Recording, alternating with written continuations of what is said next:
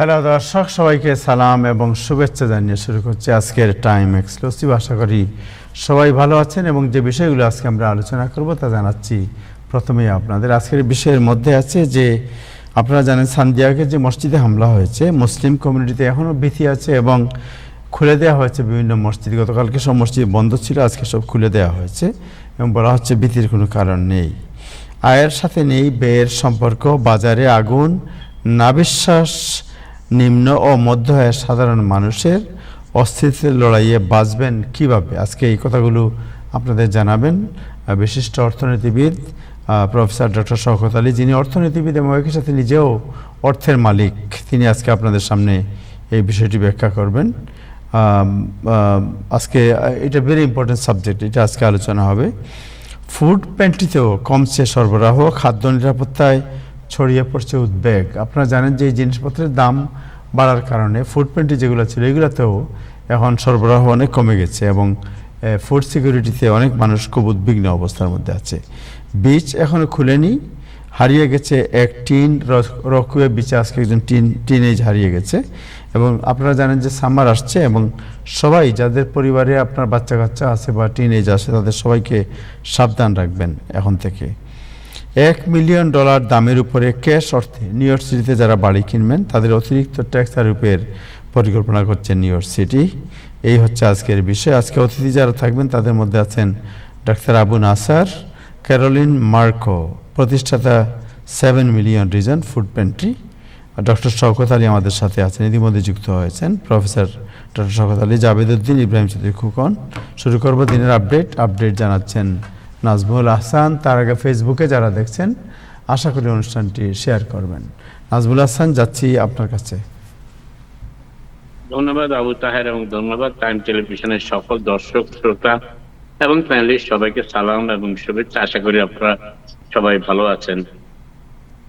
ইরানে আরো হামলা রুখতে একটি প্রস্তাব এগিয়ে নিল চীনের, অর্থাৎ যুক্তরাষ্ট্র চীনের প্রেসিডেন্ট ট্রাম্পের ইরান অভিযানের ব্যাপারে মোটামুটি একটা বাধার সৃষ্টি করেছে। সেটি দেখা যাচ্ছে এই ভোটাভুটিতে ডেমোক্রেটদের জন্য একটা বড় অগ্রগতি হলেও প্রেসিডেন্ট ডোনাল্ড ট্রাম্পকে যুদ্ধ অবসানে বাধ্য করার আগে এই প্রস্তাবটিকে এখনো আরো কিছু উল্লেখযোগ্য বাধা অতিক্রম করতে, অর্থাৎ সিনেট একটি প্রস্তাব নিতে যাচ্ছে যাতে প্রেসিডেন্ট ট্রাম্প সিনেটের অনুমোদন ছাড়া যুক্তরাষ্ট্রকে ইরানের সাথে যুদ্ধে জড়িয়ে না ফেলতে পারেন। কিন্তু সেটির প্রাথমিক বাধাটা অতিক্রম হয়েছে ভোটাভুটিতে এবং 4 জন রিপাবলিকান ডেমোক্রেটদের সাথে যোগ দিয়ে কমিটি থেকে যুদ্ধ ক্ষমতা সংক্রান্ত একটি প্রস্তাবকে অব্যাহতি দেওয়ার পক্ষে ভোট দিয়েছেন। তো প্রেসিডেন্ট ট্রাম্পের যুদ্ধ চালু করার ব্যাপারে, যুদ্ধ শুরু করার ব্যাপারে যে ক্ষমতা ছিল সেটিকে কিছুটা রহিত করার যে একটি প্রস্তাব ডেমোক্রেট নিয়েছে তাতে 4 জন রিপাবলিকান সমর্থন দিয়েছে। প্রাথমিকভাবে 50-47 ভোটাভুটিতে ভোটটির একটি প্রসিডিউরাল ভোট, অর্থাৎ সিনেটে কোন চূড়ান্ত প্রস্তাব নেওয়ার আগে কিছু প্রসিডিউরাল ভোট হয়, পদ্ধতিগত ভোট বলা হয় এগুলোকে। এবং সেই ধরনের একটি ভোটাভুটিতে 50 জন পক্ষে দিয়েছে যে ক্ষমতা রহিত করার ক্ষেত্রে ক্ষমতা চেক এন্ড ব্যালেন্স হিসাবে যেটিকে দেখা হয় মূলত সিনেটে। 50-47 এই ভোটটি ডেমোক্রেটদের একটি যুগান্তকারী সাফল্য ছিল, কারণ 4 জন রিপাবলিকান ডেমোক্রেটের সমর্থন দিয়েছে। কিন্তু ট্রাম্পকে যুদ্ধ শেষ করতে বাধ্য করার আগে এই পদক্ষেপ থেকে আরো কিছুটা বাধার সম্মুখীন হতে হবে। যুদ্ধ শুরু হওয়ার পর থেকেই ডেমোক্রেটরা সিনেটর র্যান্ড পল, রিপাবলিকান দলীয় দল থেকে নির্বাচিত কেন্টাকির, এবং এর সমর্থনের 7টি অনুরূপ প্রস্তাবের উপর ভোটাভুটি করতে বাধ্য করেছে। অর্থাৎ র্যান্ড পল প্রস্তাব দিয়েছেন, ডেমোক্রেটরা সেখানে ভোট দিয়েছে, যা সবগুলোই ব্যর্থ হয়েছে। যদিও এই পর্যন্ত সিনেটর সুজান কলিন্স, মেইন থেকে নির্বাচিত রিপাবলিকান, সিনেটর লিসা মুরকোস্কি, যিনি আলাস্কা থেকে নির্বাচিত রিপাবলিকান, এবং বিল ক্যাসিডি, যিনি লুইজিয়ানা থেকে নির্বাচিত এবং তার বিরুদ্ধে প্রাইমারিতে যিনি বিজয়ী হয়েছেন তিনি কিন্তু ট্রাম্প সমর্থিত। তিনি আজকে ট্রাম্পের ক্ষমতা রহিত করার ব্যাপারে প্রস্তাবে সমর্থন করেছেন রিপাবলিকান হিসাবে। মঙ্গলবার প্রস্তাবটি এগিয়ে নেওয়ার পক্ষে ভোট দিয়েছেন এই 4 জন। জন ফেটারম্যান, যিনি ডেমোক্রেট, পেনসিলভেনিয়াতে নির্বাচিত, তিনি একমাত্র ডেমোক্রেট যিনি ডেমোক্রেটদের বিপক্ষে ভোট দিয়েছেন। ডেমোক্রেটদের কৌশলের নেতৃত্ব সিনেটর টিম কেইন, যিনি নেতৃত্ব দিয়েছেন এই কৌশলকে, ভার্জিনিয়া থেকে যিনি নির্বাচিত হয়েছেন, তিনি যুক্তি দেখিয়েছেন যে সক্রিয় যুদ্ধবিরতি এই বিরোধী কংগ্রেসকে তার কর্তৃত্ব পুনঃপ্রতিষ্ঠার, অর্থাৎ যুক্তরাষ্ট্রের কারো বিরুদ্ধে যুদ্ধ ঘোষণা করতে হলে কংগ্রেসের অনুমোদনের প্রয়োজন হয়, সেই ক্ষমতাটি ফিরিয়ে আনতেই এই উদ্যোগ নিয়েছেন টিম কেইন, সিনেটর। তিনি ডেমোক্রেট দলীয় নির্বাচিত এবং তিনি এই প্রস্তাবটি সমর্থন করেছেন, ভার্জিনিয়া থেকে নির্বাচিত। প্রেসিডেন্ট ট্রাম্পের জন্য বিশাল এক খবর আজ, অত্যন্ত সুখবর তার জন্য যদিও। সেটি হচ্ছে যে ট্রাম্প প্রশাসনের সঙ্গে গতকাল যে চুক্তির কথা বলেছিলাম, যে আইআরএস, যার মাধ্যমে তারা $1.7 বিলিয়ন একটি ফান্ড তৈরি করছে এবং প্রেসিডেন্ট ট্রাম্পের যে যে প্রেসিডেন্ট ট্রাম্পের কে তারা ক্ষতিপূরণ দিচ্ছে সেটি, এবং প্রেসিডেন্ট ট্রাম্পের বিরুদ্ধে সব মামলা প্রত্যাহার করে নিচ্ছে। সেই হচ্ছে আইআরএস এর সাথে যে চুক্তিটি সম্পাদিত হয়েছে, সেটি প্রেসিডেন্ট ট্রাম্পের ট্যাক্সের ব্যাপারে যত ধরনের অডিট হতে পারে ভবিষ্যতে সবকিছুকেই থামিয়ে দিয়েছে এবং এই কার্যক্রমের ইতি টেনে দিয়েছে বলা যায়। অস্ত্রায়ন অর্থাৎ ইউক্রেনাইজেশন বিরোধী, অর্থাৎ রাজনীতিকে অস্ত্র হিসাবে ব্যবহার করে তহবিল, সেইটার বিরোধিতা করার জন্য যে তহবিলটি গঠন করা হয়েছে, সেই তহবিলের জন্য একটি চুক্তি স্বাক্ষরিত হয়েছে প্রেসিডেন্ট ট্রাম্প প্রশাসনকে, এবং সেই চুক্তির একটি সংযোজন এডিশনাল হিসাবে শর্ত জুড়ে দেওয়া হয়েছে যে সরকার অর্থাৎ গভর্নমেন্ট, ট্রাম্প এবং তার ব্যবসায়িক প্রতিষ্ঠানগুলোর উপর পরিচালিত ট্যাক্স সংক্রান্ত সকল তদন্ত কার্যক্রম বন্ধ করে দেবে। অর্থাৎ প্রেসিডেন্ট ট্রাম্পের ব্যবসা, প্রেসিডেন্ট ট্রাম্পের নিজস্ব ট্যাক্স এর উপর আর কোন রকম তদন্ত চলবে না। এই শর্তে রাজি হয়েছে আইআরএস প্রেসিডেন্টের সাথে চুক্তি করতে। জাস্টিস ডিপার্টমেন্ট বা বিচার বিভাগ কর্তৃক প্রকাশিত একটি ডকুমেন্ট অনুযায়ী প্রেসিডেন্ট ট্রাম্পের সাথে ফেডারেল সরকারের সম্পাদিত এক অসাধারণ চুক্তি মঙ্গলবার আরো সম্প্রসারিত হয়েছে। এর ফলে তার এবং তার ব্যবসায়িক প্রতিষ্ঠানের উপর চলমান, যিনি চলছে কিংবা বিচারাধীন সকল কর, ট্যাক্স অডিট কার্যক্রমের অবসান ঘটবে। ভারপ্রাপ্ত অ্যাটর্নি জেনারেল টড ব্ল্যাঞ্চ স্বাক্ষরিত এই নথিতে সরকার উল্লেখ করেছে, অর্থাৎ ট্রাম্প প্রশাসনই উল্লেখ করেছে যে প্রেসিডেন্ট ট্রাম্প তার ব্যবসায়িক প্রতিষ্ঠান সমূহ এবং পরিবারের সদস্যদের বিরুদ্ধে নির্দিষ্ট কিছু দাবি বা অভিযোগ উত্থাপন করা থেকে সরকার চিরতরে নিষিদ্ধ ও নিবৃত্ত থাকবে।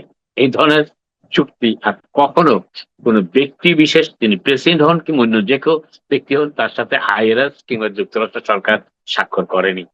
এই চুক্তিটি সুনির্দিষ্টভাবে সরকারকে এমন কোন পদক্ষেপ, যুক্তরাষ্ট্রের সরকারকে এমন কোন পদক্ষেপ গ্রহণ করা থেকে বিরত রাখে যা ইতিমধ্যে দাখিলকৃত কর বিবরণগুলির সাথে সম্পর্কিত। এর মধ্যে যেগুলি ট্যাক্স রিটার্ন দাখিল করা হয়েছে সেগুলির সাথে এর সম্পৃক্ততা থাকবে। অর্থাৎ প্রেসিডেন্ট ট্রাম্প সম্পূর্ণ ট্যাক্স ইমিউনিটি পেয়ে গেছেন এই চুক্তির মাধ্যমে। বর্তমানে, ভবিষ্যতে এবং অতীতের কোন ট্যাক্স রিটার্ন নিয়ে তার বিরুদ্ধে আর কোনো প্রকার তদন্ত চালানো যাবে না। সেই চুক্তি স্বাক্ষর করেছে যুক্তরাষ্ট্রের জাস্টিস ডিপার্টমেন্ট প্রেসিডেন্ট ট্রাম্পের সাথে। আজকে একজন ফেডারেল বিচারক রায় দিয়েছেন যে নিউ ইয়র্ক সিটির ইমিগ্রেশন আদালতগুলোতে, এটা গতকাল রায়টি দিয়েছেন যে ইমিগ্রেশন কাস্টম এনফোর্সমেন্ট এজেন্টদের বেসামরিক অভিবাসন সংক্রান্ত গ্রেপ্তার কার্যক্রম চালানো নিষিদ্ধ করা দেওয়া হয়েছে। গতকাল সোমবার প্রদত্ত এই রায়টি এমন এক প্রেক্ষাপটে এসেছে যখন যুক্তরাষ্ট্রের বিচার বিভাগ ডিপার্টমেন্ট অফ জাস্টিস জানিয়েছিল যে আদালত প্রাঙ্গণে গণগ্রেপ্তার চালানোর কোনো যৌক্তিকতা আইস এজেন্টের নাই। ডিপার্টমেন্ট অফ জাস্টিসে জানিয়েছিল যে আইস এজেন্টরা যে আদালত প্রাঙ্গণ থেকে যাদের গ্রেপ্তার করছে গণগ্রেপ্তারের অংশ হিসেবে, সেটির কোনো যৌক্তিকতা নেই।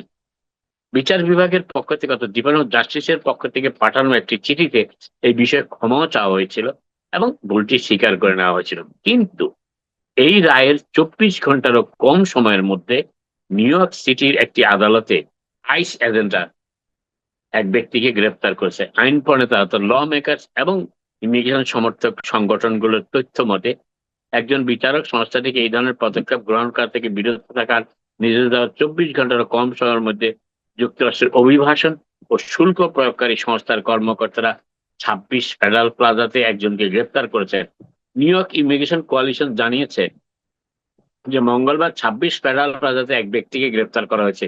প্রতিনিধি ড্যান গোল্ডম্যান জানিয়েছেন যে তিনি এই গ্রেপ্তারের বিষয়টি সম্পর্কে অবগত আছেন এবং বিষয়টি খতিয়েও দেখছেন, কিন্তু গ্রেপ্তার ঠিকই করা হয়েছে আদালতের নির্দেশ থাকার পরও গ্রেপ্তার না করার। সমগ্র যুক্তরাষ্ট্রের মধ্যে সবচেয়ে খারাপ যানজটপূর্ণ অর্থাৎ ট্রাফিক জ্যামের শহরগুলোর একটি তালিকা প্রকাশ করা হয়েছে এবং সেই যুক্তরাষ্ট্রের 50টি বৃহত্তম মেট্রোপলিটন এলাকার যানজটজনিত সময়ের উপস্থিতি, যাতায়াতের সমকাল এবং প্রাণঘাতী দুর্ঘটনার উপর তথ্যের উপর ভিত্তি করে এই জরিপটি তৈরি করা হয়েছে। 2026 সালের হিসাব মতে নিউ ইয়র্ক সিটি আমেরিকার যানজটপূর্ণ মেট্রোপলিটন এলাকাগুলোর মধ্যে তৃতীয় সর্বোচ্চ খারাপ অবস্থানে রয়েছে। তৃতীয় সর্বোচ্চ খারাপ অবস্থানে রয়েছে। নিউ ইয়র্ক সিটির চালকদের গাড়িতে যাতায়াতের জন্য গড়ে 31 মিনিট সময় ব্যয় করতে হয়, যা যাতায়াতের সময়ের দিক থেকে চতুর্থ দীর্ঘতম। সপ্তাহে একটি সাধারণ কর্মদিবসে বিগ অ্যাপল অর্থাৎ নিউ ইয়র্ক সিটি যে নামে পরিচিত, এর চালকরা সম্মিলিতভাবে যানজটে আটকে থেকে গড়ে 6 ঘন্টা 39 মিনিট সময় নষ্ট করে থাকেন। এর ফলে নিউ ইয়র্ক সিটি আহ, নিউ ইয়র্ক এর ফলে নিউ ইয়র্ক সিটি দেশের চতুর্থ সবচেয়ে যানজটপূর্ণ শহরে পরিণত হয়েছে। নিউ ইয়র্ক সিটিতে প্রাণঘাতী দুর্ঘটনার হার চতুর্থ সর্বনিম্ন।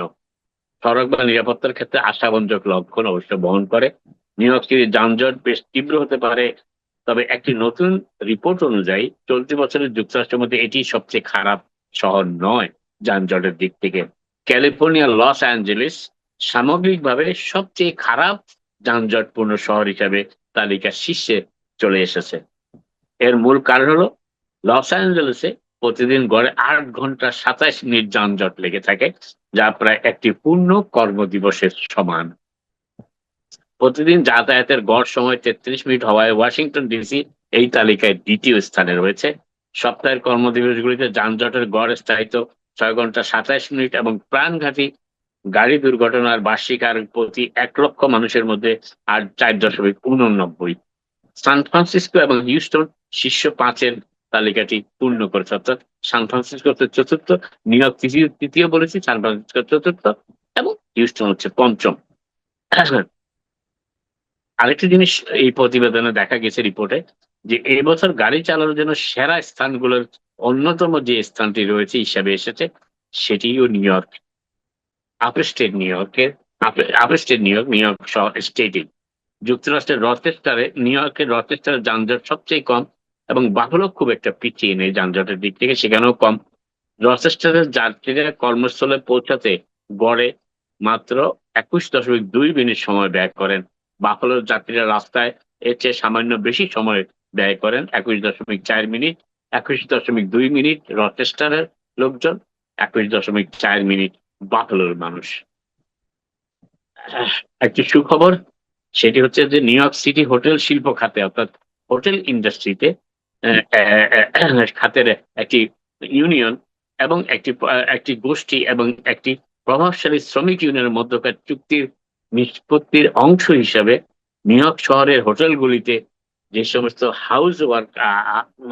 হাউস ক্লিনার হাউস কর্মীরা কাজ করেন, তাদের গড় বেতন বছরে $1 লক্ষ বেশি হবে। বিপুল পরিমাণ বাংলাদেশি নিউ ইয়র্ক সিটির হোটেল ইন্ডাস্ট্রির সাথে সম্পৃক্ত। তাদের বেতন এই সর্বশেষ চুক্তি অনুযায়ী গড়ে $1 লক্ষ কিংবা তার চেয়ে বেশি হবে।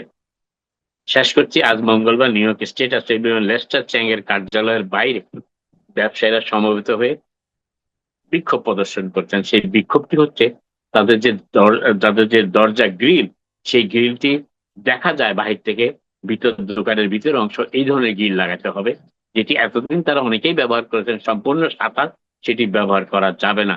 এর বিরুদ্ধেই আজকে বিক্ষোভ সমাবেশটি অনুষ্ঠিত হয়েছে এবং সেই বিক্ষোভ সমাবেশে উপস্থিত ছিলেন New York State assemblyman Lester Chang. তার কার্যালয়ের সামনেই বিক্ষোভটি অনুষ্ঠিত হয়েছে।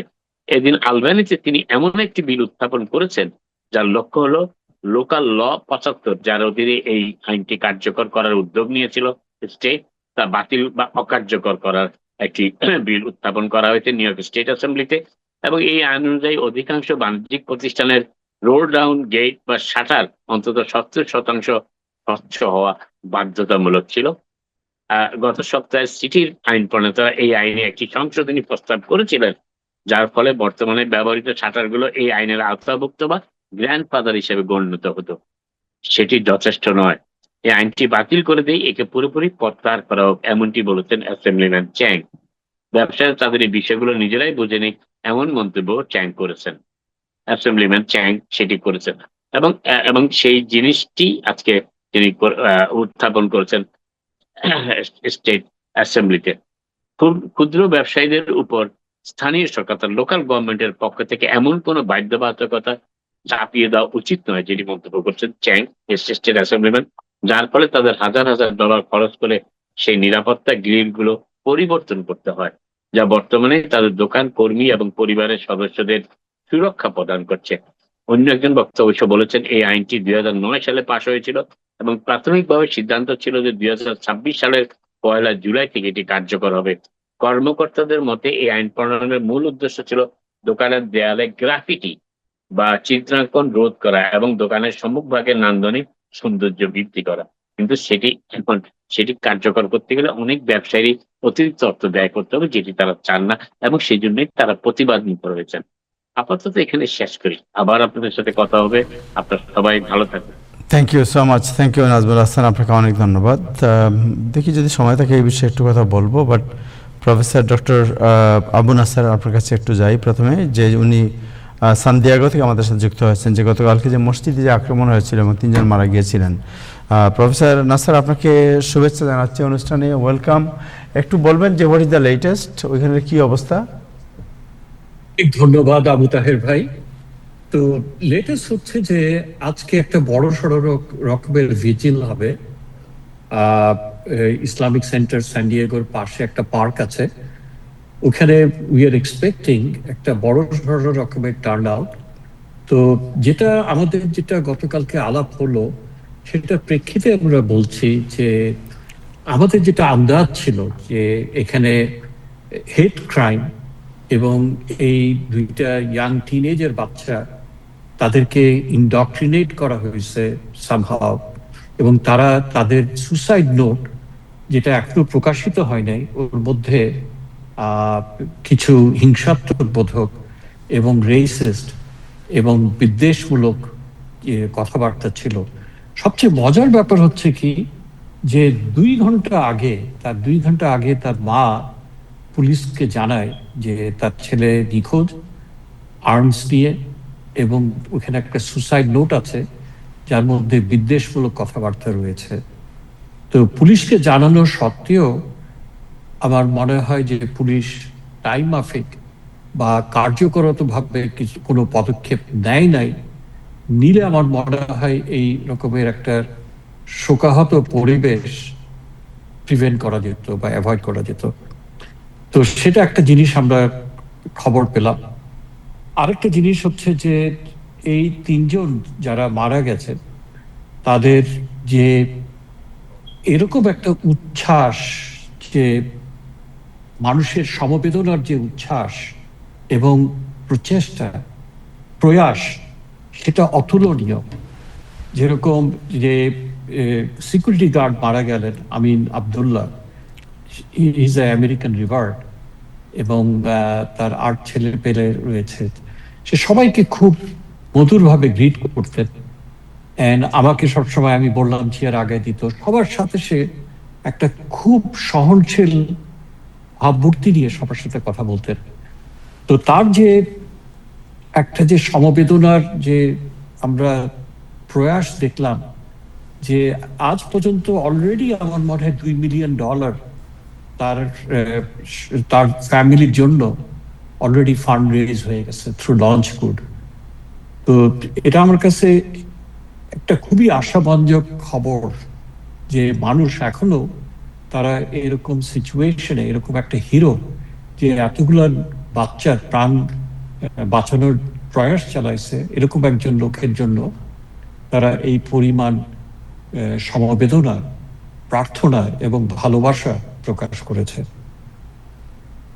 তো আমি এখানে শেষ করব। আপনাদের যদি কোনো স্পেসিফিক প্রশ্ন থাকে, আমি এটার উত্তর দিতে খুবই আগ্রহী। জানাজার কি কোনো সময় ঠিক করা হয়েছে আপনার?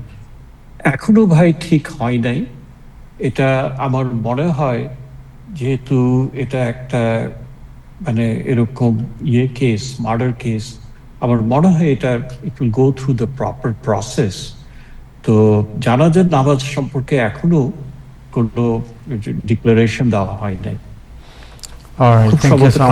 অনেক ধন্যবাদ সময় দেওয়ার জন্য। Thank you. আপনি সান্তিয়াগো থেকে আমাদের সাথে যুক্ত হয়েছিলেন। দর্শক, আমাদের সাথে জনাব নাসির আলী খান পল, উনি যুক্ত হয়েছেন। ওনার নাম আগে আমি বলতে মিস্টেক করেছি। থ্যাংক ইউ নাসির আলী খান পল, আপনি আমাদের সাথে যুক্ত হয়েছেন। ডক্টর শওকত আলী ইতিমধ্যে যুক্ত হয়েছেন। আছেন জনাব জাভেদউদ্দিন এবং আবু নাসার আগে বলছিলাম। ইতিমধ্যে আমাদের সাথে আরও যুক্ত হয়েছে Caroline Marco, she is the founder of 7 million reason food pantry. Caroline, welcome to the show, and I will Hi. talk to you a little bit later. Just thank you so much. Professor Dr. Shaukat Ali is an economist. I will ask him one question in Bangla, and he will explain what is the market situation, and then I will come to you. Doctor Shawkat Ali, আপনাকে শুভেচ্ছা জানাচ্ছি। প্রথমে জানতে চাই যে আজকে আমি বাজারে গিয়েছিলাম এবং বাজারে গিয়ে যুক্তরাষ্ট্রে আসার পরে প্রথম আমি বাজার না কিনে ফিরে এসেছি। দিস ইজ মাই এক্সপিরিয়েন্স, যে আমার দেখলাম যে জিনিসপত্রের যে দাম, এই দামের সাথে যে আমার যে আয়ের কোনো সঙ্গতি নেই। আপনি যে আমার সামনে একজন ছিলেন, তিনি কমলা কিনতে গিয়েছিলেন, তিনি কমলাতে হাত দিয়ে তার মনে হলো হাতটা পুড়ে গেছে, হাতটা দৌড় দিয়ে টান দিয়ে তিনি কমলার উপর থেকে হাতটা নিয়ে দৌড় দিয়ে চলে গেলেন আপনার। এইরকম একটা অবস্থা বাজারের। যদিও এটা হাসার ব্যাপার না, খুবই দুঃখের বিষয়, but it's happening in the market.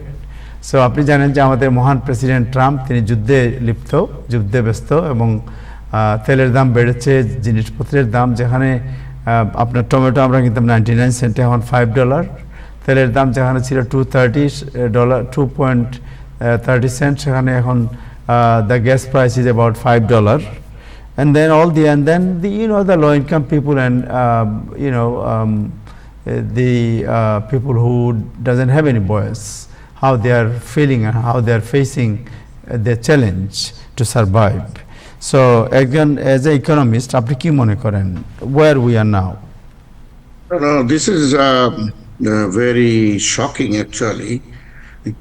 The president said clearly that I don't care about the financial system or economic condition of the US people. I am very much interested to finish Iranian nuclear.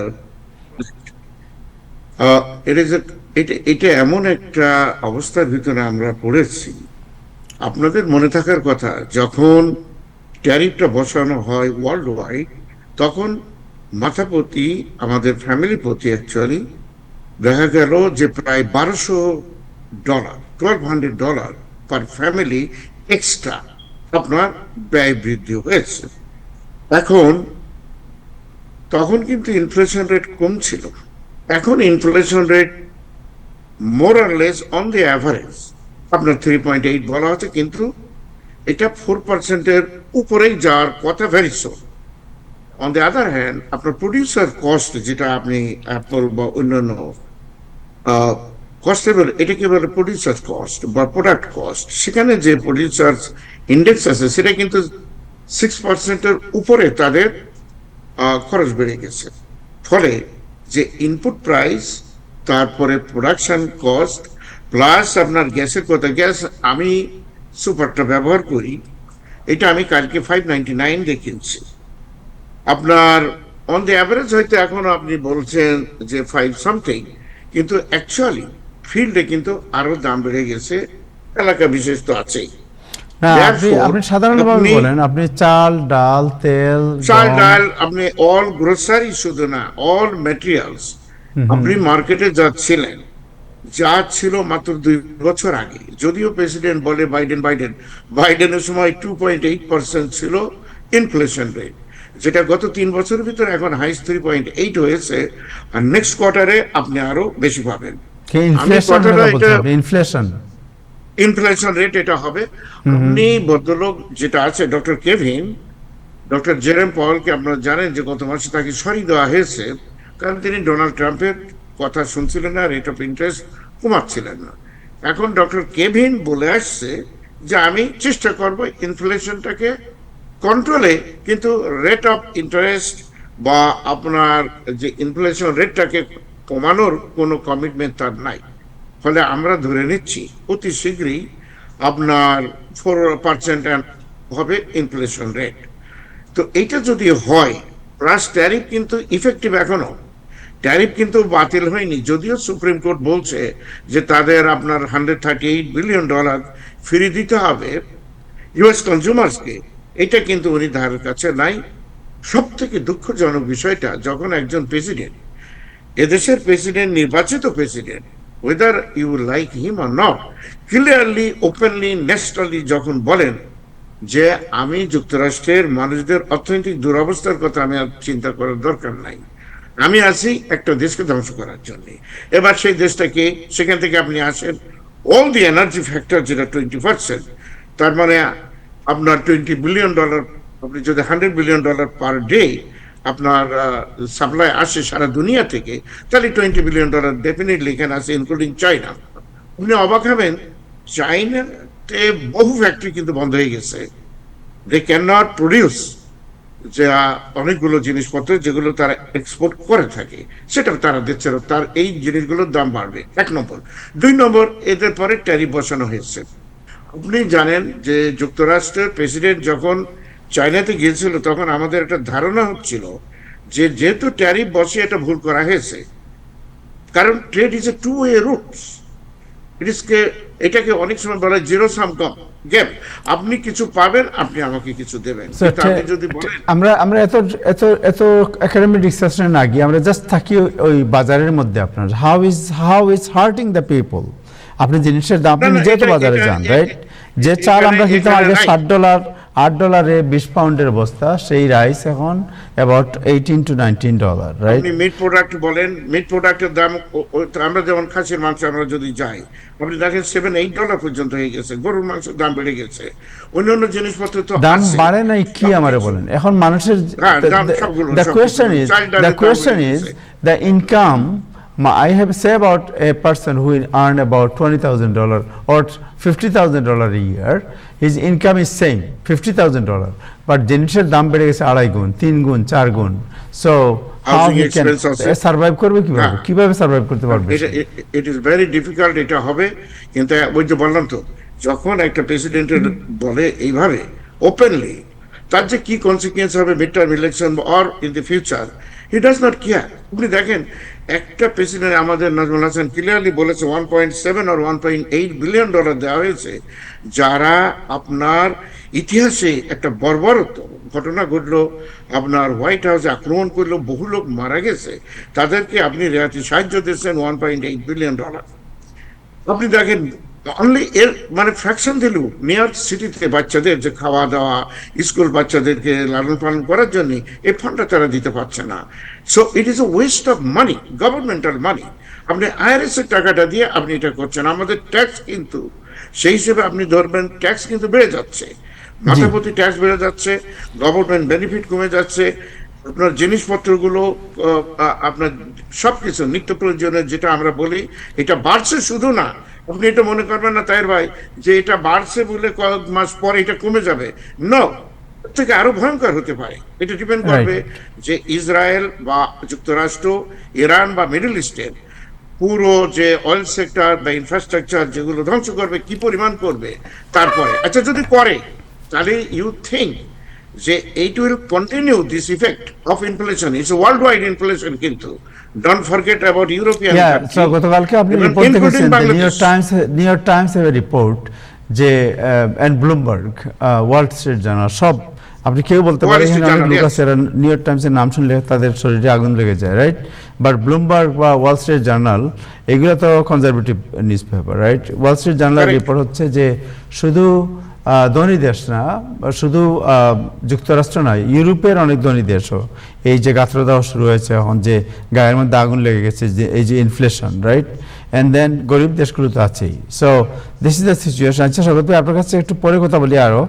আমরা আমাদের সাথে একটু Caroline. Just one second, I want to say about the lady, the food pantry question that you raised earlier. I see myself that the food pantry line in my area was maybe 40-30 people generally make a line, and they get there some groceries, potatoes, little rice, this and that. I see the line is getting bigger and bigger. It's Yeah. 120 people. I just saw last week making a big line during this heat, the hot summer.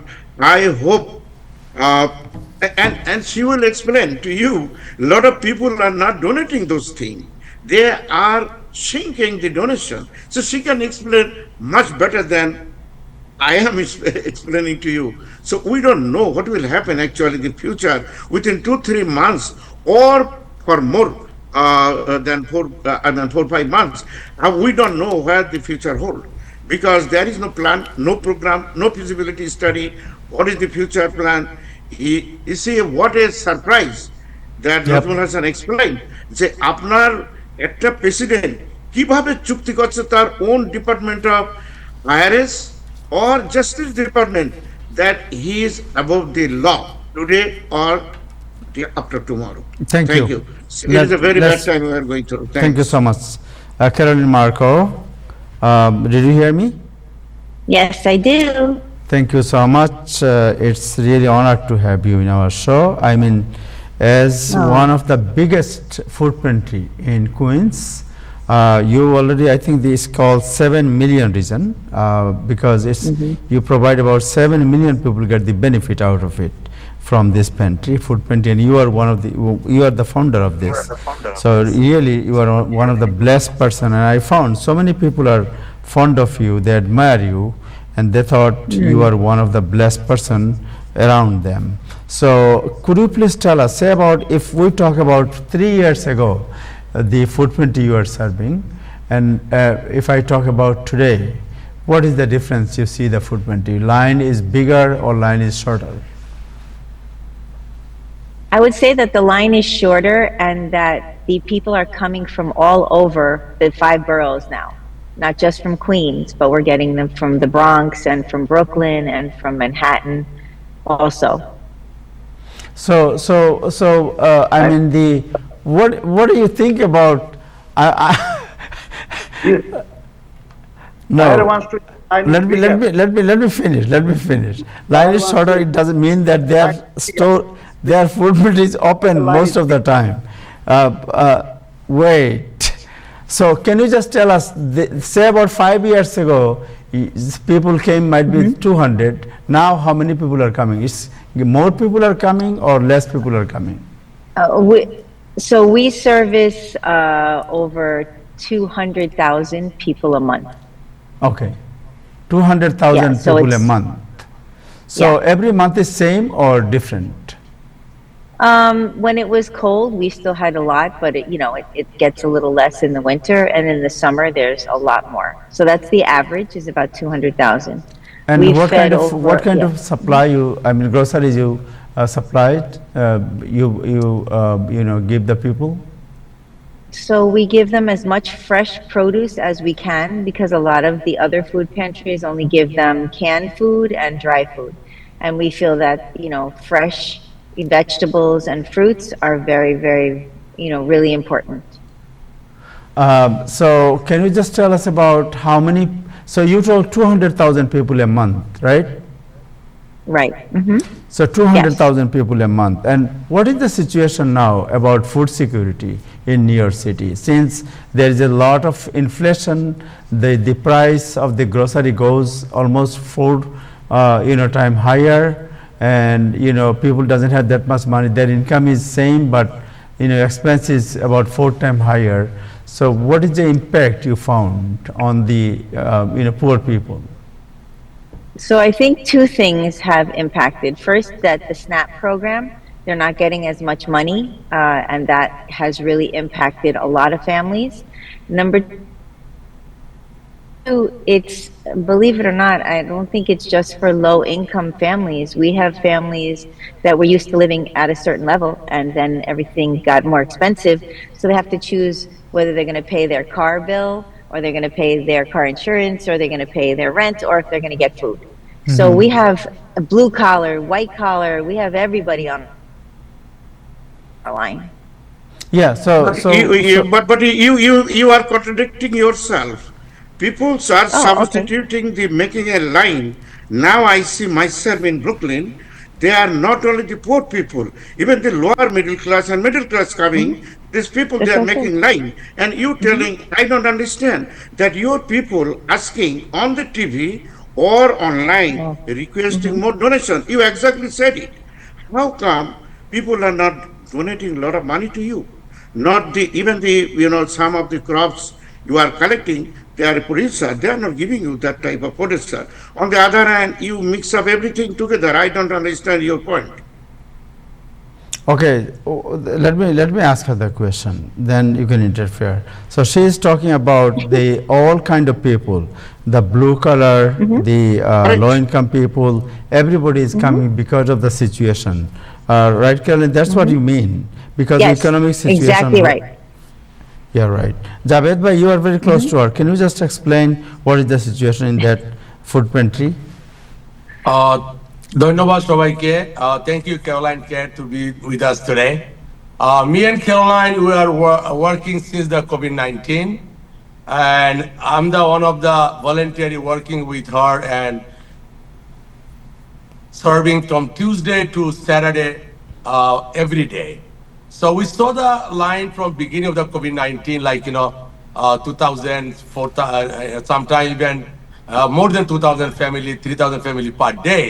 But it's still right now, if you go around because of the migrant, basically around our neighborhood here in probably about 22 hotels, they booked our migrants. They have new babies. They have a family getting grow up. So before was each family probably 2 person. Now the last 5 years, they have maximum 4 to 5 family members each hotels.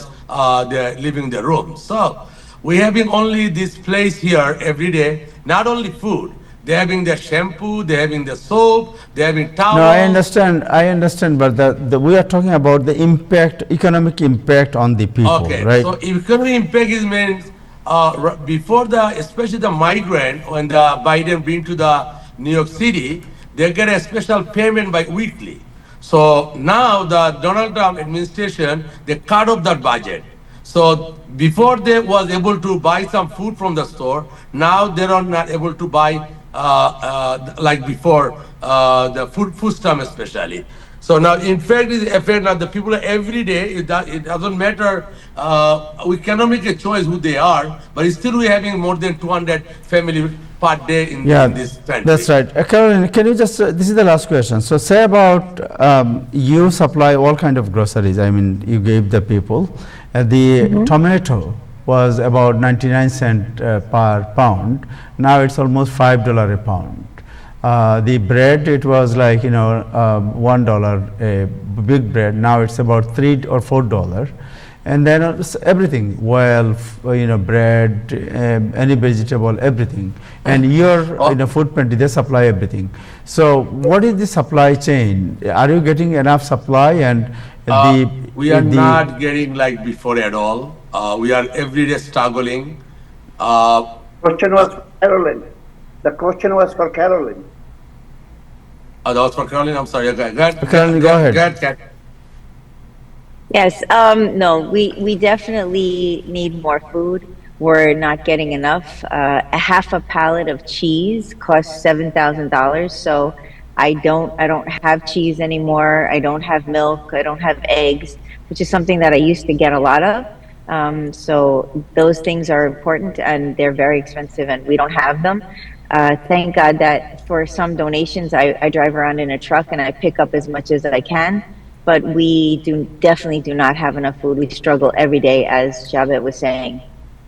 Thank you so much. Thank you, Caroline. Thank you so much for your time and for your, valuable input. And also, Thank you for having thanks me. the way you are serving the community. God bless you. Thank you for having me. Thank you for having me. Thank you so much. Okay. Thanks. জাভেদুদ্দিন আপনার কাছে যাচ্ছি। So আপনি তো food pantry করেন অনেক সময় আপনি নিজেও সাপ্লাই দেন। What is the market situation? বাজারের অবস্থা কি বলে মনে হয় আপনার? Okay, so we are the buyers. We are the buyers, and they are also sellers. So when you go বাংলায় to বলেন, অসুবিধা নেই, এখন বাংলায় বলেন। বাংলায় বলেন। আমরা যখনই যাই আমরা মার্কেটে জি। ডোনেশন যেটা পাই স্টিল ওরা যাদের কাছে ডোনেশন কিনে আনে দে হ্যাভিং কমপ্লেইন। আমরা যখন মার্কেটে কিনতে যাই যারা বিক্রি করেন আমাদের কাছে ওনাদেরও কমপ্লেইন আসছে সেখানে। সো ওরা বলতেছেন যে ওরাও বেশি পাচ্ছেন না এবং মেইন জায়গাতে ডেলিভারিও আসতেছে না। এই গত কয়েক মাসে যেটা ইম্প্যাক্ট হচ্ছে আমি মনে করি ওনারাও বলতেছেন যুদ্ধের কারণে gas price is so high, delivery ঠিক মতো আসতেছে না, সাপ্লাই ঠিক মতো যদি না আসে তারা আমাদের কিভাবে এলাপ দিতে পারতেছে না।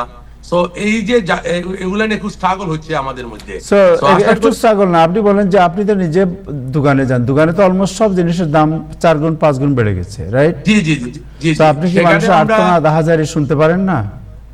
জি জি আমরা আমাদের খাবার দাবার যেগুলো আছে এগুলোও বাড়ছে। যেমন একটি মাত্র জিনিস বা মার্কেটের সস্তার মধ্যে যেটা আছে আমি দেখতে পাচ্ছি যে ডিমটাই একমাত্র বর্তমানে মার্কেটে অ্যাভেলেবল হোয়াইট প্লেসে এবং কেনার মতো আছে। বাকি যা আছে অনেক বেড়ে গেছে, ডাল চাল তেল। $60 তেল ইজ $15 নাও। আপনার চালের দাম যেটা ছিল 18 টাকা সেটা 26 টাকা এখন। সো এগুলা টমেটো বলেন পেঁয়াজ বলেন সবকিছুরই দাম বাড়ানো। So Thank you so এটা much. main Thank you. এগুলা Thank main you. And fact food হচ্ছে- pantry also. Okay, food so pantry আমরা Nasir Ali আগের and মতো Paul. করতে পারতেছি না। আপনার কাছে এনি কমেন্ট যে এই যে আজকে ডক্টর শওকত আলী বললেন যে চিত্র তুলে ধরলেন, ভয়াবহ একটি চিত্র, এবং আপনার ক্যারোলিন বললেন, আমাদের জাভেদুদ্দিন বললেন যে ফুডের যে ক্রাইসিস, মানুষ তো এবং আমি নিজের এক্সপিরিয়েন্সও বললাম যে আমি নিজে যা চোখে দেখেছি যে কমলার মধ্যে হাত দিয়ে সে পালিয়ে চলে গেছে, আপনার সে কিনে নেয়। ধন্যবাদ। আপনার কেমন আমার- লাগছে? আপনার কেমন লাগছে? আমার মনে হয় আপনারা জিনিসটা অত্যন্ত পয়েটিক্যাল করে ফেলেছেন। যদি জিনিসটা পয়েটিক্যাল দৃষ্টিতে না দেখেন, আপনারা এত এক্সাজুরেট করেছেন। আমি একটা এক্সাম্পল দিই। আমরা বাঙালি যেখানে যান, আপনা বাজারে সাধারণত মানুষ যায়, যেসব বড় গ্রোসারি স্টোর, প্রিমিয়াম, আপনা বাজার, আগে সবজি মন্ডি ছিল, প্যাটেল ব্রাদার্স, সেখানে গিয়ে দেখেন আপনি, আমি আপনাকে ফ্যাক্ট বলছি, আমি এক্সাজুরেট করছি না, মানুষকে দর্শককে উত্তেজিত করে দেওয়ার জন্য অথবা ফেয়ার মঙ্গারিং করার জন্য, যে টমেটো এখন $199 to $250 পার পাউন্ড। আপনি বললেন $5। বাইডেনের সময় গ্যাস ছিল $8, $9 উঠেছিল। তখনও কিন্তু আপনারা এই টেলিভিশনে কোনো ক্রন্দন করতে দেখিনি, কিন্তু এখন $4। আর একটা জিনিস বলি আপনাদেরকে, ডক্টর শওকত বললেন যে আমি সুপার ক্লাস গ্যাসটা কিনি, দ্যাটস $5.99। আমেরিকার গ্যাসের ইন্ডেক্স সুপার ক্লাস দেওয়া হয় না, সুপ্রিম দেওয়া হয় না, আনলিমিটেড দেওয়া হয় না, অনলি রেগুলার গ্যাস প্রাইসেই তারা ইন্ডেক্সটা ঠিক করে। রেগুলার গ্যাস প্রাইস এখন ক্লোজ টু $4। আপনারা এক্সাজুরেট করে বলছেন $5.99। সো এক্সাজুরেট করে কোনো ইনফ্লেশন, কিছুক্ষণ আগে বলা হলো আপনার এখানেই আলোচনায় যে ইনফ্লেশন বাইডেনের সময় 2.8 ছিল। Wrong information. আপনি ফ্যাক্ট চেক করেন, বাইডেনের সময় 40 বছরের আমেরিকার ইতিহাসে হাইয়েস্ট ইনফ্লেশন ছিল 14%, যার জন্য বাইডেন গভর্নমেন্ট, কংগ্রেস এবং সিনেট একটা ইনফ্লেশন বিল পাস করেছিল, যেটা আমরা ইনফ্লেশনের চেক দেওয়া হয়েছিল গরিব মানুষদের, যাদের ইকোনমিক্যালি অত স্ট্রং না। সো এই জন্য মানুষকে ফেয়ার মঙ্গল করে লাভ নাই। আপনি কমলার দাম বলছেন, আমি আজকে লিডলে গেছিলাম, লং আইল্যান্ডে একটা, যারা থাকেন তারা বুঝবেন, কুইন্সের বোধহয় এটা নেই, লিডলে অফকোর্স প্রমোশন প্রাইস। আমি 2 ডজন ডিম কিনেছি, আমার কাছে রিসিট আছে, আপনাকে আমি টেক্সট করে দেবো। তার আছে 2 ডজন ডিম। ওকে, সো আপনি যেটা বলতে চাচ্ছেন যে জিনিসপত্রের দাম কিছুই হয় নাই, সব সহনীয় পর্যায়ে, এইরকম একটা কথা বলতে চাচ্ছেন আপনি? হ্যাঁ, অফকোর্স হয়েছে। আমি পল খান যখন ছোট ছিলাম, আমি 1 টাকায় 2টা ইলিশ খেয়েছি। তাই বলে ওটা আমি এখন এক্সাম্পল দেবো। এভরি ডে পৃথিবী যতই এগিয়ে যাচ্ছে তখন দাম বাড়ছে, তার সঙ্গে আপনার স্যালারি বাড়ছে। আপনাকে আমি বলি যে আজ থেকে 20-25 বছর আগে একজন রেজিস্টার্ড ফার্মাসিস্ট, লাইসেন্স ফার্মাসিস্টের বেতনই ছিল $30-40 হাজার, $30-50 ছিল। এখন একটা মিনিমাম এইজ যদি $15 হয়, তাহলে আপনি পাচ্ছেন অলমোস্ট $32,000। $32,000 যদি সবচেয়ে গরিব মানুষের স্যালারি হয়, তাহলে আপনার $1.99 টমেটো কিনতে কারো, আপনি যেমন বলছেন হাউ হাউ করে কাঁদছে, কমলার মধ্যে হাত দিয়ে আঙ্গুল বার্ন হয়ে গেছে, ওকে বার্ন ইউনিটে যেতে হচ্ছে। প্লিজ, আপনারা সাংবাদিক, আপনারা নিউজ মিডিয়া, তাই না, আপনারা জিনিসটা এক্সাজুরেট করেন না। একটা দেশ যুদ্ধে জড়িত হলে দামপত্র বাড়বেই। ওকে, সো আপনি জাস্টিফাই করার চেষ্টা করছেন, দাম বাড়ার জাস্টিফাই করার চেষ্টা করছেন, ইটস ওকে না, right? I am telling you the truth. আপনাকে একটা বলি, ওকে, আগে যুদ্ধের আগে এরকম সিচুয়েশন ছিল না আপনার, রাইট? যুদ্ধের পরেই সব জিনিসের দাম বেড়ে আগুন হয়েছে, এইটা তো সাপ্লাই একটা- নাই, জিনিস নাই, 5 টাকার চাল 20 টাকা হয়েছে, 1 টাকার টমেটো 10 টাকা হয়েছে, তেলের দাম বাড়ছে, আপনার ইভেন বাজারে গেলে সাপ্লাই পর্যন্ত নাই আপনার, এরকম একটা সিচুয়েশন। এটা অনেকটা থার্ড ওয়ার্ল্ড কান্ট্রির যে সিচুয়েশন দেখা যায়, এইরকম সিচুয়েশন দেখা যায় আমার বাজারে গেলে আপনার। আপনার দর্শক যারা আছে তাদের যদি তাদের মধ্যে অনেকে ইন্টেলিজেন্ট আছে নিশ্চয়ই, তারা বুঝতে পারবে আপনার 3-4 জন গেস্ট কথা বলেছে, আপনি একটা 2 শব্দ করে ইন্টারাপ্ট করেন, কিন্তু you are interrupting me while I am trying to, আমি একটা পয়েন্ট যখন এস্টাবলিশ করতে চাচ্ছি, and it's not right. As a host you should give me a chance to establish my point. আপনি কনফ্রন্ট করছেন, এখন আপনি কিন্তু আমার অপোনেন্টে বসে গেছেন। হোস্ট যদি অপোনেন্টে বসে, আমাকে তো কথা বলতে দিবেন না। আমেরিকা এখন যুদ্ধের মধ্যে আছে, আমাদের দেশ। পৃথিবীর 5 বছরের বাচ্চাও জানে যে একটা দেশ যখন যুদ্ধে যায় তাদের জিনিসপত্র obviously supply chain is herding, production. So যুদ্ধে যেহেতু গেলেন আপনারা, যুদ্ধে যে গেলেন, আজকে তো সিনেটে যুদ্ধের বিরুদ্ধে আপনার তারা সিনেটে রেজলিউশন পাস করেছে। You talk, you don't ask me any, you talk now. না, আমি বলছি যুদ্ধে যে আপনি গেলেন, যুদ্ধে আপনি কিভাবে জাস্টিফাই করবেন, কিভাবে, how you are going to justify? যুদ্ধতে আপনার শুনেন, আপনাকে বিগার পিকচার দেখতে হবে। এই যুদ্ধটা কি হয়েছে, যুদ্ধটা কেন হয়েছে, যুদ্ধের ইম্প্যাক্ট। এই যুদ্ধটা হয়েছে যে ইরানের মতন একটা জঙ্গি দেশ যারা টেরোরিজমকে প্রমোট করে, তাদের হাতে যদি আণবিক শক্তি যায়, বোম, নিউক্লিয়ার বোম, এই পৃথিবী is not safe. To make this world safe for your generation and my next generation, that's why Donald Trump and America is involved in this war. So you have to understand that. শতকরা If you have to 60% American এই যুদ্ধকে support করছে না। জি, শতকরা 62% American এই যুদ্ধকে support করছে না, সাপোর্ট করছেন, করছে না। করছে না। জি, এরকম তো আপনাদের স্ট্যাটিস্টিক্স ইলেকশনের রাতে 97% হিলারিকে জিতিয়ে দিয়েছিল। So I don't buy that, your false narrative. I don't buy it, really.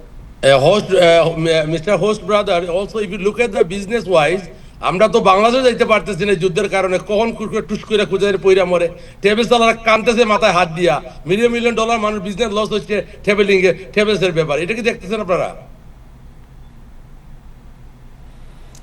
Eventually Kumar সাহেব, আপনি বোধহয় খুব আজকে মৌনতা অবলম্বন করেছেন। ধন্যবাদ। আমি শুনেন, আমি খুশি হয়েছি যে একটা দেশ যখন যুদ্ধের মধ্যে মানুষ তাদের অর্থনৈতিক ব্যবস্থাটা অ্যাডজাস্ট করে নিচ্ছে। এই যে মিস ক্যারোলিন বললেন যে মানে ফুড পেন্ট্রিতে লাইনটা ছোট হয়ে আসছে, তার মানে কি মানুষের চাহিদা কমছে। এটা মানুষ এইভাবেই দেশপ্রেমিক মানুষরা সংকটের সময় তার নিজেকে ম্যানেজ করে নেয়। একটা দেশ যখন যুদ্ধে, এই যুদ্ধ ডোনাল্ড ট্রাম্পের না, এই যুদ্ধ আমার একটা জাতি যখন যুদ্ধে গেছে, হ্যাঁ যুদ্ধের বিরুদ্ধে আমরা সবাই, ডোনাল্ড ট্রাম্প নিজেও বলেছিলেন যে যুদ্ধে যাবেন না, রক্ত হাতে লাগবে না, কিন্তু যুদ্ধে যখন চলে গেছেন একটা দেশের প্রেসিডেন্ট, আমরা এই যুদ্ধ না শেষ, আমরা সমালোচনা করব, আগামী ভোটে তার বিরুদ্ধে ভোট দিব। 62% আমেরিকান, আপনি জানেন, এই যুদ্ধকে সাপোর্ট করছে না। আমাকে শেষ করতে দেন। কিন্তু আমার দেশ যখন যুদ্ধে, আমি তার বিরুদ্ধে কথা বলে ইরান মনে মনে গাদ্দারি করব না। আমি এই দেশে থাকি। আপনি কি মনে করেন তাহলে এই 62% আমেরিকান কি গাদ্দার? এরা অপিনিয়ন দিছে, অপিনিয়ন তো এটাই তো বলতেছে যে এই যুদ্ধকে তারা সাপোর্ট করছে না। এই 62% এর মানুষের মধ্যেই তারা লাইনকে অ্যাডজাস্ট করে নিছে ফুড পেন্ট্রিতে। আপনি শুনলেন একজন ক্যারোলিন, এরা ক্যারোলিন যেটা বলছে সে বুঝতে পারে না, সে পরে ঠিক করেছে। আমার প্রশ্নটা হচ্ছে আরেক জায়গায় আবু তাহের সাহেব, যে মিডিয়াগুলোর কথা দিয়ে আপনি সকালে ধর্মগ্রন্থ ছাড়া শুরু করেন, ওই মিডিয়াগুলার আজকে যদি এই সান্টিয়াগোতে শুনেন, এই সান্টিয়াগোতে হামলাকারী আব্দুল হাকিম নামে কেউ হইতো, এই মিডিয়াগুলাদের হাউকাও দেখতেন। এই মিডিয়াগুলাকে তো আজ কালকে থেকে দেখেন নীরব। এত বড় একটা ঘটনা ঘটছে, মসজিদে হামলা হয়েছে, ধর্মবিদ্বেষ। এই বিদ্বেষের জন্য যখন মানে অন্য একজন দায়ী, তার নাম মুসলমান না, তাকে নিয়ে কোনো মিডিয়ার হাউকাও নাই। আপনারা যে সমস্ত মিডিয়া, ডোনাল্ড ট্রাম্প নিজে প্রেসিডেন্ট, তার উপর 3বার অ্যাটাক হয়েছে। এইগুলা নিয়ে মিডিয়া মানে এই ফেক মিডিয়াগুলো কথা বলে না কেন? এই যে সান্টিয়াগোর হামলা নিয়ে আপনি দেখেন নিউ ইয়র্ক টাইমস, সিএনএন, তারা যেভাবে অন্যান্য বিষয় নিয়ে কথা বলে এইসব বিষয়ে কথা বলতেছে না। আমাদের এইসব বিষয়ে সোচ্চার হওয়া উচিত। হ্যাঁ, দেশ যুদ্ধ প্রিয়, যুদ্ধ হলে সব সময় প্রিয়, আমরাও চাই না যুদ্ধের শেষ হোক, কিন্তু যুদ্ধ চলাকালীন অবস্থা আমাদের গ্রেট নেশন, এই নেশনের যে লিড করতেছে, আমরা তার পাশে থাকবো। জি, আপনি থাকবেন শিওর। আপনার you have your own choice and right. Nasir Ali Khan Paul, যুদ্ধের সময় কমলা কিনতে গিয়ে কমলার দাম একটা বাইরে গেছে, এটার জন্য আগুন কমলার মধ্যে আগুন লেগে গেছে। জি জি, পল ভাই কিছু বলবেন আর? না, একটাই কথা বলছি যে সত্যটা বলেন আর যুদ্ধ যেটা হচ্ছে 62% বলছেন, শুনেন আমরাও মোর দেন 68% বেসিক্যালি। হ্যাঁ শুনেন, আমরাও যুদ্ধের বিপক্ষে, কিন্তু একটা দেশ যখন যুদ্ধে চলে যাবে, আপনার দেশ যদি যুদ্ধে চলে যায়, আপনার সোলজারের পাশে আপনাকে থাকতে হবে। দ্যাটস ইয়োর সান, আপনার তার পাশে থাকতে হবে। কিন্তু আপনারা ডেমোক্রেট, দেশ যুদ্ধে গেছে, আপনারা কিন্তু দেশের পাশে নেই, কোনো সোলজারের পাশে নেই, অ্যান্ড দ্যাটস ব্যাড। এই ইউনিটিটা সবার মধ্যে থাকা উচিত, যে কোনো দেশের আপনি নাগরিক হোক। এটাই বলে দেশাত্মবোধ। এই দেশাত্মবোধটা আপনাদের মধ্যে থাকতে হবে, সে যে দেশে বাস। আপনাদের মানে কাদের মধ্যে? ডেমোক্রেটদের মধ্যে, এটা বলতে চাচ্ছেন ডেমোক্রেটদের মধ্যে থাকতে হবে, রাইট? না, আপনারা তো পাশে দাঁড়াচ্ছেন না, আপনারা তো যুদ্ধে সোলজারের পাশে দাঁড়াচ্ছেন না। মানে আপনারা মানে কারা? ডেমোক্রেটরা, এটাই তো মিন করতে চাচ্ছেন। ঠিক আছে, থ্যাংক ইউ সো মাচ। সাহাব ভাই, এনি কমেন্ট? আপনারা অনেক কিছু বললেন, দাম বাড়ে নাই, কিন্তু টমেটোর দাম কিন্তু এখনো কোথাও কমে নাই। কস্কো বলেন, বিজে বলেন, হোল ফুডে বলেন, সব জায়গায় কিন্তু দাম বেশি। এখন আপনি যদি কোনো রেস্টুরেন্টে খান, এখন কিন্তু টমেটো আর দেখেন না কিন্তু সালাদে, শুধু আপনাদের ঘাস পাতা আর কিউকাম্বার দিয়েই সবাই চালায় দেয়। এটা দেখছেন? হ্যাঁ, টমেটো সালাদ নাই, সালাদ থেকে টমেটো বাদ হয়ে গেছে। জি, সালাদ থেকে টমেটো বাদ হয়ে গেছে, কারণ টমেটোর দাম অনেক বেশি। তারপরে তেলের দাম তো, যার আপনারা বললেন তেলের দাম তো 459, রেগুলারটাও $4 এর নিচে নাই কোথাও। বিজে বলেন $4 পাবেন না, 459 or 475, হ্যাঁ সামথিং লাইক দিস। তারপরে আমি ওষুধ আজকে ঘাটতে গেলাম ওষুধগুলোর, বিশেষ করে জেনারিক ওষুধগুলো দেখি সব একটা দুটা কোম্পানির মার্কেটে আছে, তো সবই কিন্তু আসতেছে কোত্থেকে? ইন্ডিয়া থেকে। এবং সব কিছুরই এবং দেখলাম শর্টে, সবই আমার লেখা আছে ব্যাক অর্ডার, অর্থাৎ আমি অর্ডার দিলে কি পাবো কেন আমার কোনো ঠিক ঠিকানা নাই, তাই না? কারণ এটা এখন এমন একটা অবস্থা হয়ে গেছে, আমরা ওই ভারত কেন্দ্রিক, ইন্ডিয়া কেন্দ্রিক হয়ে গেছি, বিশেষ করে মোস্ট অফ দ্য জেনারিক ঔষধে, এমনকি ব্র্যান্ড ওষুধও এখন ওখান থেকে। ওষুধের দাম কি কত পার্সেন্ট বাড়ছে বলে আপনার মনে হয়? আপনার ব্র্যান্ডের ওষুধের দাম আমাদের ট্রাম্প সাহেব কমাইয়া, মানে ওনার ট্রাম্প কার্ড অথবা কি করে বাইডেনের আমল থেকে কিছু কোম্পানিকে বলছে যে তুমি যদি দাম না কমাও, তোমরা আর যদি এখানে ইনভেস্ট না করো, তোমাদের যে ওষুধগুলো তোমরা বাইরে থেকে আনতেছো তোমাকে ট্যারিফ দিতে হবে 25। দাম কমছে, কোনো ঔষধের দাম কমছে। আপনি ব্র্যান্ডের ওষুধ দাম কমছে, কিন্তু আমি জেনারিক ওষুধের কথা করতেছি। 60% জেনারিকের ওষুধের দাম বাড়তেছে, কারণ হলো এটা আসতেছে বাইরে থেকে, চীন, ইন্ডিয়া এবং ইউরোপিয়ান কান্ট্রিজ থেকে। এইগুলো তো ওষুধ তো অনেকের পক্ষে কেনা সম্ভব না। আর এখন আগে যেরকম মাল্টি সোর্স আমরা পেতাম, এখন অনেক মাল্টি সোর্স কোম্পানি কিন্তু বন্ধ হয়ে গেছে, আর পাচ্ছি না। আমাকে যেটা চয়েস 1 or 2 চয়েস থাকে, সেখানে তারা 10% হোক 15% হোক আস্তে আস্তে কিন্তু দাম বাড়াই দিচ্ছে। আলটিমেটলি কিন্তু আমরা লুজ করতেছি ফার্মেসিরা। অর্থাৎ যেখানে আমি $10 কিনতাম 100 ট্যাবলেট, হঠাৎ দেখি এটা $12 অথবা $15, কিন্তু ইন্স্যুরেন্স কোম্পানিতে আমাকে ওইভাবে বাড়াচ্ছে না, সেই হিসেবে আমি তো লুজ করতেছি। আরেকটা জিনিস যেটা হচ্ছে, এটা নিয়ে আলোচনা করবো আমরা 2-1 দিনের মধ্যে, আপনার সাথে আলোচনা করবো। সেটি হচ্ছে যে জুন মাসের এন্ডে millions of people they will lose their insurance, and এই পিপুলটা কোথায় যে যাবে এবং কি হবে?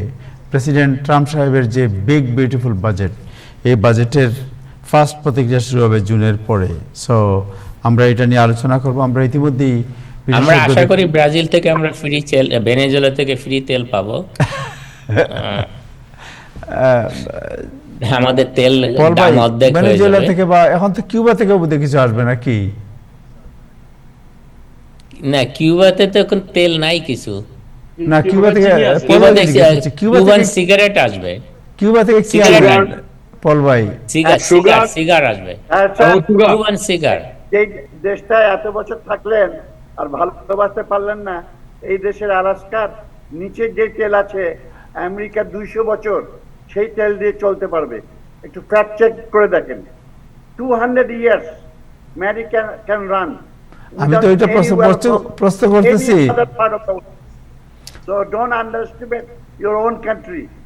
আর of course ভেনেজুয়েলা থেকে তো আসবেই, কেন ভেনেজুয়েলা তো বিলিয়ন্স অফ ডলার স্পেন্ড করেছিল 25 বছর আগে, কিন্তু চায়না আর রাশিয়া সেটা ওই কিউবার ওই ভেনেজুয়েলার লোকের সঙ্গে একসঙ্গে তারা এনজয় করছে।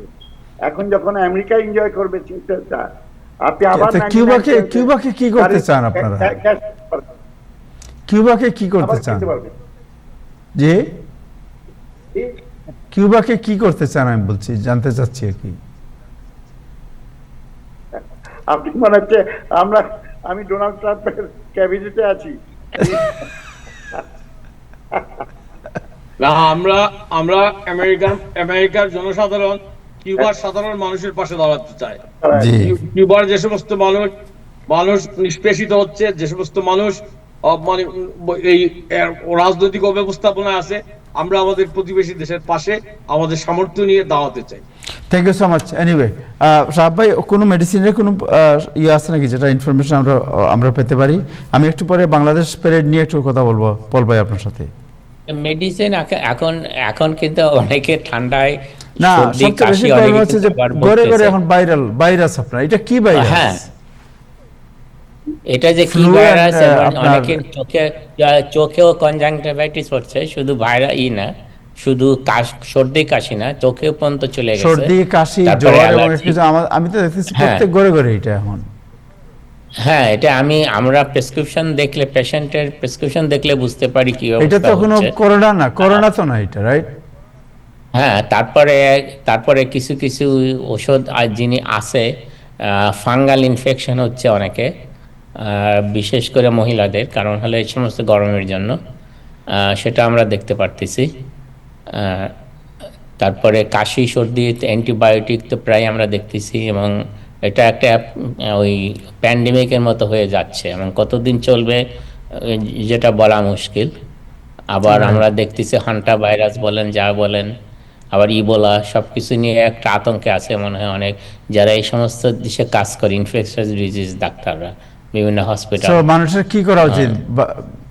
ভ্যাকসিন নেওয়া উচিত না ওষুধ নেওয়া উচিত, কিভাবে? ভ্যাকসিন দেওয়া উচিত। আর হ্যাঁ, যেরকম এখন ওই যে মিজেলস, বাচ্চাদের মিজেলস দেওয়া, আর আমরা যারা এখানে আইসি উইদাউট এই সমস্ত ভ্যাকসিন ছাড়া, তাদের কিন্তু এই মিজেলসটা নিয়ে নিতে পারে 2টা ডোজ অ্যাটলিস্ট। এটা কিন্তু প্রেসক্রিপশনও লাগে না। তারা যদি মনে করে তারা এই মিজেলসের MMR তারা নেন নেই আসার বাংলাদেশ থেকে, যারা এবং অ্যাডাল্ট আছে এবং ইয়ং এজ যারা আছে, তারাও কিন্তু এটা নিয়ে নিতে পারে ফার্মেসি থেকে without any prescription, insurance pay করে। সেটা আর একটা আমার সাজেশন। অর্থাৎ তারা যখন আর বাংলাদেশে যাবে, তাদের ওই মিজেলস থেকে রক্ষা পাবে। থ্যাংক ইউ, আপনাকে অনেক ধন্যবাদ। নাসির আলী খান পল, আপনার কাছে একটু জানতে চাই যে বাংলাদেশ ডে প্যারেড, এই প্যারেডে এবার বাংলাদেশ সোসাইটি নাই, নিউ ইয়র্ক সিটির কোনো অ্যাডমিনিস্ট্রেশনের কেউ, উচ্চপদস্থ কেউ নাই, প্রভাবশালী কোনো আমরা সিটি কাউন্সিল অথবা ফেডারেল গভর্নমেন্ট কাউকেই দেখি নাই। What is the reason? না, এটা ভুল বললেন। ফেডারেল গভর্নমেন্ট সিটি কাউন্সিল, সেখানে কংগ্রেসম্যান ছিল, মিস্টার সুয়াজি ছিল, তারপরে জামাইকা জ্যাকসনহাট এরিয়ার অনেক কাউন্সিলম্যান ছিল। তবে আপনাদেরকে এখন আমি একটা প্রশ্ন করি, যেই মামদানির জন্য গ্লাসে গ্লাস পানি খেলেন বেশি, তারপরে জানটা দিয়ে দিলেন, রাইট? $30,000 দিয়ে অ্যাড দিলেন আপনার টাইম টেলিভিশনে। সেই মামদানি সাহেব বলে বাংলাদেশি আন্টিস, বাংলাদেশিরা পাগল হয়ে ভোট দিলেন। আমরা এর বিপক্ষে অবস্থান করছি।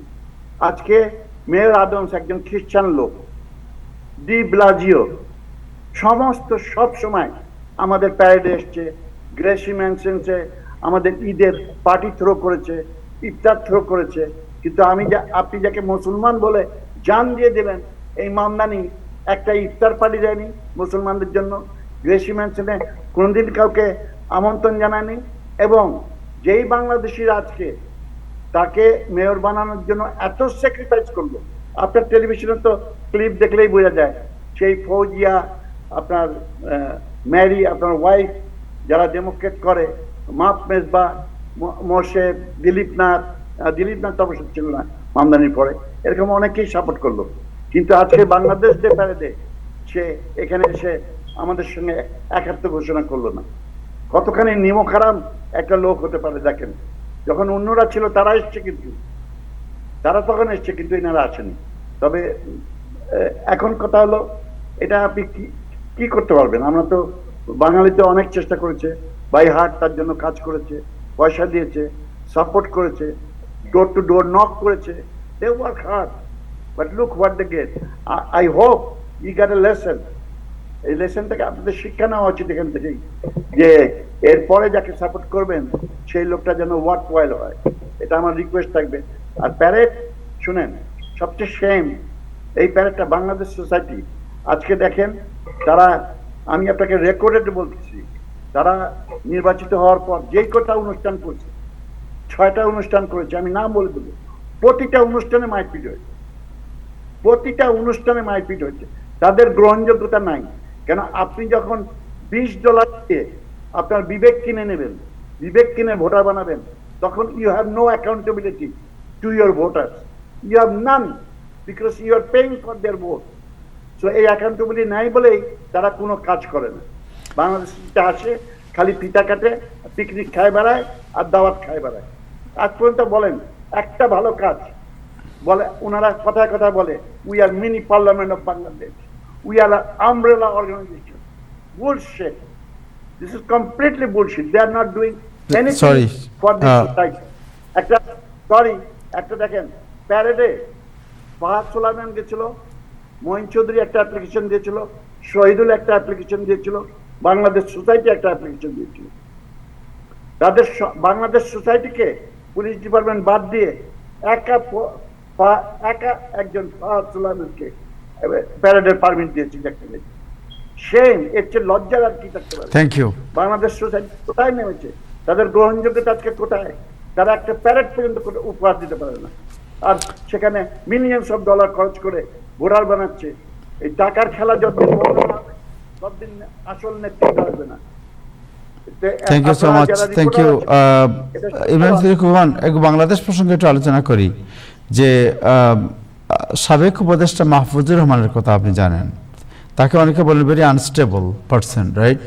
কিন্তু উনি আজকে একটা কথা বলেছে যে আওয়ামী লীগ, আজকে প্রথম আলোর কাগজের রিপোর্ট যদি আমি দেখি তাহলে বলবে আওয়ামী লীগ সেদিনই ব্যাক করেছে, বললেন মাহফুজ আনাম। মানে সেদিনই মানে কোন দিন? মানে মাহফুজ আনামের যে বক্তব্য আমরা সবাই পড়তেছি মাহফুজ সাহেবের, তিনি বলেছেন যে যেদিন 24 জুলাইকে 71-এর পাল্টা দাঁড় করানো হয়েছে, সেদিনই কার্যত শেখ হাসিনার প্রেক্ষাপট শুরু হয়েছে। তো এটা তার একটা বক্তব্য। কিন্তু আমার কথা হচ্ছে যে মাহফুজ সাহেবের বক্তব্যের জের ধরে শেখ হাসিনা আসার দরকার নাই। শেখ হাসিনা বাংলাদেশের রাজনৈতিক প্রেক্ষাপটে যেদিন শেখ হাসিনা সুবিধা মনে করবেন, বাংলাদেশের মানুষ যেভাবে মনে করবে সেভাবে আসবে। মাহফুজ সাহেবের এই বক্তব্য হচ্ছে যে হাসিনা ভীতি দেখিয়ে অন্যদেরকে ঐক্যবদ্ধ করার একটা রাজনৈতিক বক্তব্য। এই বক্তব্যকে সোজাভাবে আওয়ামী লীগের অনেকেই হয়তো দেখে খুশি হবেন, কিন্তু এই মাহফুজ সাহেব নতুন দিনের সিরাজুল আলম খান হতে চেয়েছিলেন, তিনি ব্যর্থ হয়েছেন। তিনি এই বক্তব্যটা দিয়ে শেখ হাসিনা বিরোধী যে ফোর্স গুলো আছে, বিএনপি, এনসিপি, জামাতে ইসলাম, তারা তো এমনিতেই তাদের মধ্যে একটা ঐক্য আছে, এই ঐক্য যাতে আরো সুদৃঢ় হয় এইটার একটা বার্তা তিনি রাজনৈতিক কৌশলে দিলেন। যে রাজনীতিতে তার বক্তব্যটা হলো যে শেখ হাসিনা আসার অনেকগুলো প্রেক্ষাপট শুরু হয়েছে, সেই 24 জুলাই থেকে বঙ্গবন্ধুর বাড়ি ভাঙ্গা, এইটা ওইটা সংস্কার করতে ব্যর্থ হওয়া, এই সমস্ত, এবং প্রতিটা পদক্ষেপের কারণে শেখ হাসিনা ফিরে আসার 101টা কারণ তিনি 10টা কারণ দেখিয়েছেন। কিন্তু এই কারণের বার্তাটা যার মুখ থেকে এসেছেন তিনিই ছিলেন এই জুলাইয়ের কি মাস্টার মাইন্ড হিসেবে। তো আমাদের অন্তর্বর্তীকালীন প্রধান উপদেষ্টা, তিনি মাস্টার মাইন্ড হিসেবে মাহফুজ সাহেবকে পরিচয় করিয়ে দিলেন। তো আজকে তার এই কথাটা রাজনৈতিক ভাবে এটা আওয়ামী লীগ বিরোধীদের ঐক্যবদ্ধ করার জন্য একটা রাজনৈতিক তির্যক বক্তৃতা বলে আমি মনে করি। এটা তো আমি জানি না পল সাহেব কি বলবেন। জি পল সাহেবের কোনো কমেন্ট আছে? শেষ করবো। জি, আমি ইব্রাহিম সাহেবের সঙ্গে সম্পূর্ণ একমত। এটা মাহফুজ আলম যেহেতু উনি কি ব্রেন চাইল্ড অফ বাংলাদেশ, হ্যাঁ, ইউনুস সাহেব তো ওনাকে পরিচয় করে দিল, পুরো ওয়ার্ল্ডের মঞ্চের মধ্যে পরিচয় করে দিল। উনি বলছে মাস্টার মাইন্ড। মাস্টার মাইন্ড হলো সে এই জুলাইয়ের আন্দোলনের মাস্টার মাইন্ড। তো জুলাইয়ের আন্দোলনটা আসলে জুলাইয়ের তো আন্দোলন ছিল না, এটা ষড়যন্ত্র ছিল। আমরা পরে বুঝতে পারলাম এটা ষড়যন্ত্র, এটা কোনোদিন আন্দোলন ছিল না। এবং আজকে অবস্থা দেখেন, আজকে দেখতেই পাচ্ছেন যে জুলাইয়ের কি অবস্থা। যে বিএনপি এত প্রমিস করলো, তারেক সাহেব বললো হ্যাঁ ভোট দেন, তারপরেও কি অবস্থা, এত লড়াই করতে হচ্ছে, জুলাই সনদ আর পাশ করা যাচ্ছে না। তো জুলাই সনদ আসলে সম্পূর্ণভাবে তো আসবেই না, তাদের যে 84টা পয়েন্ট আছে সেটা কোনো মতেই সেটা আসবে না। কিছু অংশ আসতে পারে যেটা তারেক সাহেবের বিএনপি পছন্দ করে, সেই অনুযায়ী ওনারা পাশ করাবে। তবে July is a gone case now আমার মনে হয় মানুষ বুঝেছে। এবং ইউনুস সাহেব এই জন্যই জুলাই সনদে বারবার বলেছে উনাদের বিচার করা যাবে না, কেননা ওনারা যে 17 মাস ছিল, এই 17 মাসে আপনারা দেখছেন যে চুক্তি করেছে বাংলাদেশের থেকে তেল কিনতে গেলে আমেরিকার পারমিশন নিতে, আদৌ কি মার্কিন সেন্ট মার্টিন সে বিক্রি করে দিয়েছে কিনা এটাও এখন কেউ বলতে পারে না। কেন রেজওয়ানা সেই মহিলা, ভদ্রমহিলা আপনার সেন্ট মার্টিন তো অনেকদিন বন্ধই রেখেছিল, কোনো বাংলাদেশি সেখানে প্রবেশ করতে পারতো না। তো এ নেপথ্যে অনেক কাহিনী ইউনুস সাহেব করে গেছে। ইউনুস সাহেব 666 কোটি টাকা মাফ করে নিয়েছেন, 10 বছরে ওনার ব্যাংকের কর মাফ করে নিয়েছেন, উনি ব্যাংকের পারমিশন নিয়েছেন, ইউনিভার্সিটির পারমিশন নিয়েছেন, আদম ব্যাপারীর পারমিশন নিয়েছেন, পার্সোনাল কাজ করে ইউনুস সাহেব এখন বলছেন এই তাদের কোনো বিচার করা যাবে না। জুলাইয়ের পর থেকে এই হত্যারও বিচার হবে না। প্রেগনেন্ট মহিলা যে পুলিশটাকে আপনারা উনি বলার পর যে আমার পেটে কিন্তু বাচ্চা আছে, তারপরেও আপনারা সেই মহিলাকে মেরে ফেলেছেন।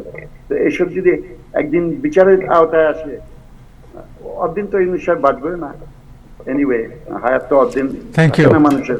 আমাদের শেষ করতে হবে। থ্যাংক ইউ জনাব নাসির আলী খান পল, আপনাকে অনেক সময় অনেক ধন্যবাদ। Thank you Ibrahim Chowdhury Khokon, and thank you সাহাব ভাই, আপনাকে অনেক ধন্যবাদ। দর্শক, আজকে এ পর্যন্তই, আগামীকাল আবার দেখা হবে। সবাই ভালো থাকবেন। খুদা হাফেজ।